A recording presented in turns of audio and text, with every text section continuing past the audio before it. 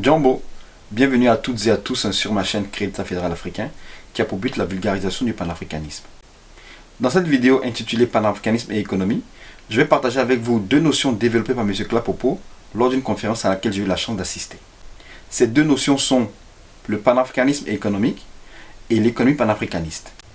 M. Klapopo commence par donner une définition de l'économie. Il dit « L'économie est l'ensemble des activités de production de valeurs d'échange et de consommation de valeurs d'usage pour la reproduction matérielle et collective, que ce soit au niveau familial ou étatique. » Ensuite, il donne une définition du panafricanisme. Il dit, je le cite, « Le panafricanisme est une attitude d'esprit de résistance développée par certains Africains en réaction aux agressions qu'ils subissaient de la part des esclavagistes. » Il poursuit pour dire que le panafricanisme porte en lui la question de la renaissance civilisationnelle de Muntu.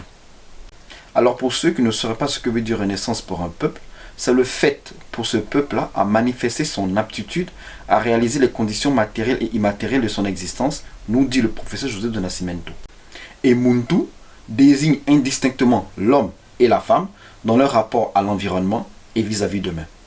Alors, à partir de ces deux définitions de l'économie et du panafricanisme, M. Klapopo présente le panafricanisme économique comme la résistance sur le front économique dans le contexte de l'économie ultralibérale qui nous a été imposée. Il s'agit donc pour les panafricanistes de s'occuper de leurs propres affaires économiques dans le contexte des agressions esclavagistes et coloniales. M. Klapopo nous précise par ailleurs que cette phase de résistance est vue sur le court terme, car nous ne pouvons pas nous contenter de résister. C'est pourquoi la résistance économique va laisser place à la renaissance économique pour donner l'économie panafricaniste qu'il appelle Ujamaa. Alors, qu'est-ce que Ujamaa ou économie panafricaniste selon M. Klapopo? Ujamaa représente l'activité collectivement organisée en vue de procurer à chacun les conditions matérielles de la reproduction de tous. L'économie panafricaniste rétablit donc un certain nombre de principes que M. Klapopo nous rappelle par la suite. Dans l'économie panafricaniste, 1. Les institutions sociales sont conformes aux lois cosmiques ou à la manière dont on les comprend. Les lois cosmiques sont les lois qui gouvernent l'univers et qui renvoient à un principe d'ordre appelé Maat. 2. Les acteurs de l'économie panafricaniste doivent être éduqués à la compréhension des lois cosmiques afin d'y conformer leur comportement en société. 3. L'inaliénabilité de l'être humain, c'est-à-dire que l'être humain ne peut faire l'objet d'appropriation par qui que ce soit. 4. L'inaliénabilité de la terre-mère. On ne peut être propriétaire de la terre qui nous a vu naître. Les institutions monétaires sont publiques. Il existe un monopole public de la monnaie et donc de tous les signes monétaires.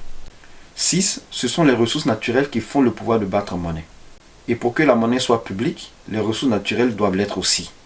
D'où un monopole public sur les ressources naturelles, ce qui implique leur constitutionnalisation. 7. La reconnexion entre l'Afrique et sa diaspora historique, c'est-à-dire la mise en place d'un macro-système qui privilégie les échanges entre le continent mère et les territoires de la diaspora. Voici donc ainsi listés quelques éléments que nous apporte M. Klapopo et qui caractérisent l'économie panafricaniste ou Ujamaa. Ujamaa n'est pas un concept nouveau. Voilà pourquoi M. Klapopo parle de renaissance économique.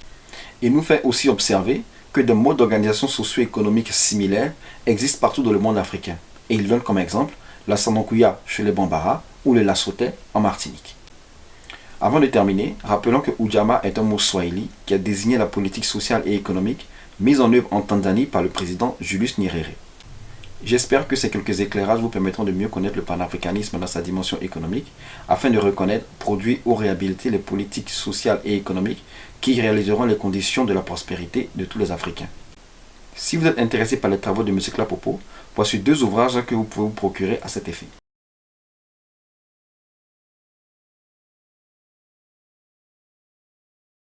Sur ce, je vous donne rendez-vous pour une prochaine vidéo. Umoja Ninguvu.